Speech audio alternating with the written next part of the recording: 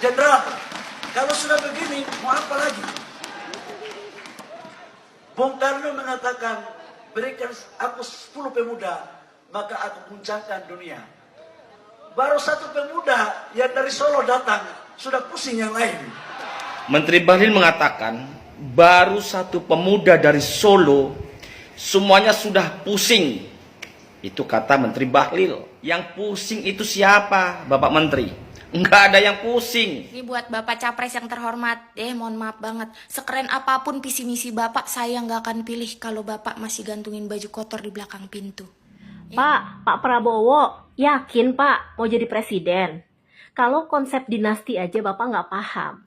Pak, dinasti kekeluargaan boleh didirikan kalau itu perusahaan. Kalau Bapak punya kerajaan sendiri. Tapi ingat Pak, Indonesia ini republik.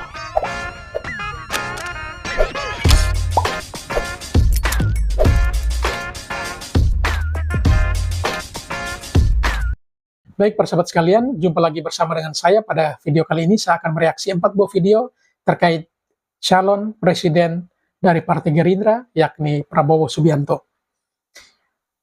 Pernyataan Menteri Bahlil baru-baru ini menuai berbagai kontroversi, karena ketika Menteri Bahlil menyampaikan pidatonya berapi-api, ya beliau menyampaikan atau mengangkat nama Prabowo dan juga Gibran. Ia menyatakan bahwa pernyataan Bung Karno, berikan aku 10 pemuda, maka aku akan mengguncang dunia. Nah di sini Menteri Bahlil menyatakan bahwa ya bagaimana 10 orang yang dikirim, 1 orang pemuda dari Solo saja sudah buat orang yang tidak, buat orang menjadi panik ya dengan situasi ini. Tetapi pernyataan Menteri Bahlil sendiri dikantar balik oleh beberapa netizen yang sangat tidak sepaham atau tidak sependapat dengan pernyataan Menteri Bahlil. Bahkan Menteri Bahlil dikatakan bahwa ia mencoba-coba untuk melakukan kampanye, sedangkan ia sendiri masih menjabat sebagai seorang menteri. Apakah ia sudah cuti untuk berdiri dan kampanye, atau memang masih aktif atau belum cuti dari posisinya sebagai Menteri Investasi? Oleh karena itu, mari kita saksikan video selengkapnya. Prabowo Gibran! Jenderal, kalau sudah begini, mau apa lagi? Bung Karno mengatakan, berikan aku 10 pemuda, maka aku guncangkan dunia. Baru satu pemuda yang dari Solo datang, sudah pusing yang lain.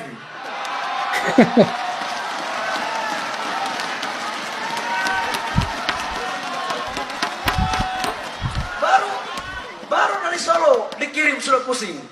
Apalagi kalau saya kirim dari Papua, dari Maluku, dari Sulawesi, dari Kalimantan, dari Sumatera, dari NTT, dari NTB. Mungkin yang lain pikir, bagaimana Paten nggak? Paten nggak? Udah, saya pikir cukup. Pak Jenderal Prabowo ini ahli strategi. Tidak perlu ragukan kemampuan militernya. Diplomasi luar negeri. Pengusaha juga. Politisi juga.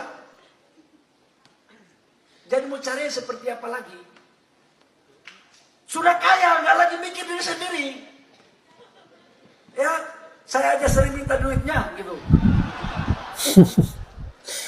Cuman kalau kasih banyak kita ambil juga gitu kan. Tapi kalau kita masih mencari-cari mikir perut, bagaimana mau pikir rakyat, bos? Nggak bisa, bos. Pemimpin itu harus sudah selesai dengan dirinya sendiri, baru memikirkan rakyat dengan baik. Wah, ini pernyataan Menteri Bahlil sangat luar biasa. Ia menyampaikan dengan berapi-api bagaimana sosok seorang Prabowo dan juga Gibran. Tentunya pernyataan ini juga pasti akan menuai banyak komentar dari para netizen, karena seperti yang kita ketahui bahwa Bahlil ini juga merupakan seorang menteri di kabinet Jokowi saat ini. Dan tanpa kita sadari, ternyata diam-diam beliau juga adalah salah satu pendukung dari Prabowo Gibran. Dan pernyataannya tadi saya yakin dan sangat-sangat yakin akan menuai banyak kontroversi di tengah masyarakat. Pasti akan ada banyak kritikan dan juga ada yang mempelintir setiap ucapan yang ia sampaikan ini. Nanti kita lihat video-video berikutnya, pasti akan ada komentar-komentar miring terkait ini. Kali ini saya mau menanggapi terkait dengan apa yang disampaikan oleh Menteri Bahlil. Dia mengatakan bahwa mengutip apa yang disampaikan oleh Bung Karno, beri saya 10 pemuda, niscaya akan kuguncangkan dunia.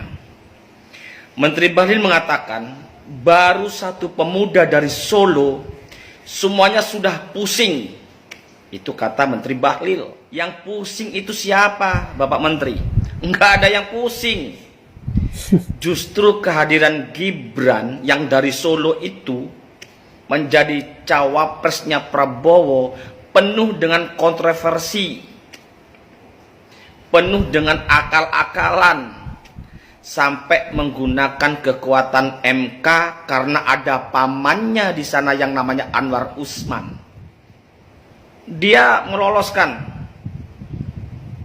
salah satu pasal, menambah norma di situ bahwa sebagai capres-cawapres 40 tahun itu minimal, tapi ditambahkan bisa di bawah 40 asalkan pernah menjabat atau sedang menjabat kepala daerah yang dipilih langsung. Loloslah si Gibran, tapi penuh dengan kontroversi. Sadari itu bahwa keberadaan Gibran sebagai cawapres ini itu merecoki demokrasi, merusak demokrasi. Karena apa? Menabrak konstitusi. Walaupun MK memutuskan seperti itu, tapi ingat Menteri Bahlil, dasar dari pencalonan capres dan cawapres itu adalah peraturan KPU. Itu dasarnya. Sampai detik ini peraturan KPU belum ada perubahan. Karena untuk merubah PKPU, KPU harus berkonsultasi dulu dengan pemerintah dan DPR RI, khususnya Komisi 2. Sementara DPR RI masih dalam masa reses. Maka secara regulasi keberadaan Gibran sebagai cawapres itu masih penuh dengan kontroversi, penuh dengan perdebatan. Karena syarat sebagai cawapres yang minimal 40 dan pernah menjabat atau sedang menjabat kepala daerah belum masuk dalam peraturan KPU sebagai dasar pencalonan pendaftaran capres dan cawapres. Kita nggak pusing, justru kubu Anda yang pusing karena peraturannya adalah tetap menggunakan PKPU yang ada saat ini, di mana dibatasi minimal 40 tahun usia dari capres cawapres. Belum ada tambahan sedang menjabat atau pernah menjabat kepala daerah. Dan Anda juga harus sadar Pak Menteri, di saat Anda mengkampanyekan salah satu pasangan capres-cawapres, Anda harus cuti dari menteri. Kira-kira Anda bicara di situ sudah cuti apa belum? Mudah-mudahan sudah cuti, atau jangan-jangan belum cuti nih Pak Menteri. Jadi hati-hati, nggak ada yang pusing Pak Menteri. Yang pusing kubu Anda sendiri. Bagaimana menyiasati Gibran bisa lolos dari PKPU. Jadi jangan terlalu bangga. Jangan terlalu mendewa-dewakan Gibran yang hanya menjabat wali kota baru 2 tahun dan minim prestasi. Kalaupun ada pembangunan di situ, itu semua yang banyak adalah proyek strategis nasional, yang menggarap adalah Kementerian PUPR, bukan pemerintah kota Solo yang dipimpin oleh Gibran. Dan juga Anda mengatakan bahwa jangan ragukan Bapak Prabowo, dia ahli strategi. Saya jadi bertanya-tanya, kalau Pak Prabowo itu ahli strategi, tapi kok kalah terus nih 3 kali. Jadi cawapres sekali, jadi capres 2 kali. 3 kali kalah. Ini yang dinamakan alih strategi. Mikir Bapak Menteri Bahlil. Jangan asal ngomong. Walaupun Bapak Menteri, tapi harus dikoreksi. Jadi hati-hati Bapak Menteri ya. Terima kasih. Semoga koreksi saya ini bisa menjadi bahan agar sampai lebih berhati-hati lagi dalam berbicara di forum. Assalamualaikum warahmatullahi wabarakatuh. Baik, tadi sebuah video klarifikasi sekaligus mengkanter balik pernyataan dari Menteri Bahlil ketika ia berdiri di depan publik dan ya seolah-olah berkampanye mengenai Prabowo Subianto dan juga Gibran Rakabuming. Dan dari video tadi kita mendengarkan bagaimana beberapa hal yang disampaikan oleh Menteri Bahlil langsung di-cut oleh yang bersangkutan di video tadi. Bahwa kalau Prabowo disebut sebagai ahli strategi harusnya tidak pernah gagal dalam capres maupun cawapres. Dan itu memang terbukti. Sekali cawapres gagal, 2 kali capres pun gagal. Sehingga kalau pernyataan ahli strategi memang benar, dipatahkan. Karena tidak terbukti. Kalau sebenarnya dia ahli strategi harusnya sudah menang pilpres. Lalu ia pun menyampaikan bahwa hal-hal terkait Gibran yang minim prestasi, kalaupun ada pembangunan di Solo, itu merupakan proyek strategis nasional yang langsung dikawal oleh Kementerian PUPR. Nah, kalau dari pernyataan ini kita bisa melihat bagaimana figur orang ini yang merupakan salah satu pendukung dari pihak lawan tentunya. Tetapi dari pernyataan ini juga memang masuk akal.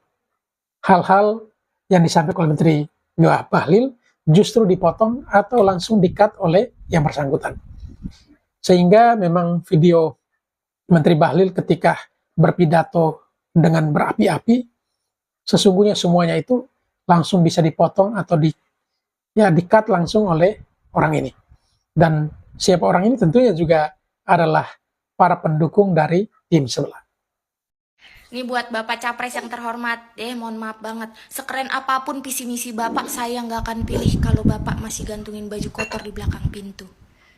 Nasib baju kotor aja Bapak gantungin, gimana nasib rakyat? Satu lagi Pak, sehebat apapun cawapres Bapak, saya kagak bakal pilih kalau mereka kagak bisa ngelipet plastik kresek jadi segitiga. Jangan buang-buang plastik Pak, ntar kebiasaan buang-buang duit negara. Kalau Bapak aja nggak peduli sama plastik, gimana Bapak mau peduli sama hidup rakyat yang makin pelik? Makasih Pak, mohon maaf. Baik sahabat sekalian, ini satu pernyataan sikap dari seorang warga yang tentunya pasti akan punya tujuan terhadap paket mana yang ia tuju. Biarkanlah para sahabat sekalian berpikir dan menganalisa kira-kira paket mana yang dituju oleh si perempuan tadi ya dalam videonya yang menyatakan bahwa mau menjadi pemimpin ya harus bisa introspeksi diri kalau masih menggantung baju kotor di balik pintu. Mau menjadi pemimpin jika belum bisa melipat kertas kresek menjadi segitiga, itu juga belum bisa menjadi pemimpin. Ini hal-hal praktis yang coba diangkat, tetapi merupakan pesan moral yang cukup kuat ketika menjadi pemimpin, hendaknya bisa berintrospeksi diri, hal-hal apa saja yang pernah kita lakukan, dan kemampuan dari hal-hal kecil yang bisa disikapi. Contoh praktisnya kresek. Jangan dibiasakan untuk dibuang-buang menjadi sampah, karena akan menjadi kebiasaan membuang-buang uang negara. Nah, ini merupakan satu bentuk penyampaian atau satu bentuk pernyataan sikap terhadap para capres-cawapres saat ini. Entah siapa yang tuju, saya sendiri juga kurang paham, tetapi biarkanlah masing-masing kita menilai. Barangkali di antara sahabat sekalian ada yang punya pikiran atau bisa menganalisa tujuannya untuk siapa, silakan tulis di kolom komentar. Pak Prabowo yakin Pak mau jadi presiden? Kalau konsep dinasti aja Bapak nggak paham. Pak, dinasti kekeluargaan boleh didirikan kalau itu perusahaan. Kalau Bapak punya kerajaan sendiri. Tapi ingat Pak, Indonesia ini republik yang menganut azas demokrasi, di mana setiap orangnya memiliki hak dan kesempatan yang sama. Makanya tidak etis kalau anak dari presiden turut serta dalam suatu pemerintahan. Gitu loh Pak Prabowo, masa gitu aja nggak paham? Pasti paham. Cuma mungkin Bapak sekarang lagi banyak pikiran atau ambisi. Jadi Sesuatu yang seharusnya tidak boleh Bapak perbolehkan. Sesuatu yang tidak normal Bapak normalkan. Mengapa dalam pemerintahan tidak etis bila anak diturut-sertakan dalam pekerjaan? Begini logika sederhananya. Kamu, nih buat teman-teman ya, teman-teman netizen ya. Misalnya kamu bekerja di sebuah perusahaan. Kamu bekerja sebagai karyawan. Nah, tiba-tiba anaknya bos besar kamu masuk didudukan sebagai, ya taruhlah karyawan juga selevel sama kamu. Kira-kira nih pertanyaan aku, kalau si anak bos itu melakukan kesalahan, si manajer berani nggak tuh negor anak itu? Atau semisalnya kamu satu tim dengan si anak bos itu, terus anak bos ini nggak kerja, kira-kira kamu berani nggak tuh ngedongkol marahin anak itu? Jawabannya tentu tidak kan? Mengapa? Karena tentu kita lebih memilih aman, Cari memilih aman. menjilat. Supaya apa? Hidup kita tenang dan tentram. Nah, makanya dinasti kekeluargaan sangat tidak etis didirikan dalam suatu pemerintahan yang menganut azas demokrasi dan republik. Terlepas anaknya itu punya potensi, punya kualitas, atau memang layak, terlepas dari itu semua. Baik, ini video mungkin pasnya ditujukan untuk Pak Prabowo ya. Jadi pesan dari seorang netizen ini untuk perlu disikapi oleh Pak Prabowo. Ya, sampai dengan dibuat ilustrasi di sebuah perusahaan di mana seorang bos besar punya anak bekerja di situ, apakah tidak bekerja? Ada staf yang berani menegur? Nah, tentu tidak. Dan apakah hal yang sama akan terjadi dalam republik ini? Juga pasti tentu tidak. Beda di perusahaan dengan seorang bos yang anak bos yang ditempatkan di perusahaan itu sebagai karyawan biasa dengan membangun bangsa dan negara ini. Tentunya masing-masing orang punya pendapat, boleh-boleh saja. Tetapi tentunya juga harus bisa dilihat secara real, ya, secara nyata, yang sampai apa yang disampaikan itu tidak sesuai dengan realita atau kan kenyataan fisik yang terjadi di lapangan. Dan ini tentunya juga ya bagian dari kritikan seorang netizen, warga Indonesia, yang tentunya memiliki harapan agar bangsa dan negara ini bisa berjalan sesuai dengan yang diharapkan. Masing-masing punya pikiran yang berbeda-beda, ini juga benar-benar hanya memang karena kepedulian atas situasi bangsa saat ini. Karena memang sebagai warga menjadi bingung ketika Jokowi yang berasal dari PDI Perjuangan kaget-kaget anaknya dicalonkan menjadi cawapres di partai lain. Nah, ini memang bukan hanya sebagian orang atau sedikit orang yang bingung, tetapi saya yakin pasti banyak orang yang bingung di situasi ini. Kira-kira pilihan mereka akan berlabuh di siapa? Baik sahabat sekalian, itulah beberapa buah video yang coba kita reaksi pada kesempatan kali ini. Dan kepada sahabat sekalian, silakan berikan komentar Anda terkait 4 buah video yang coba direaksi, barangkali sependapat dengan Anda, atau mungkin ada hal-hal yang tidak sependapat dengan Anda, silakan tinggalkan di dalam kolom komentar.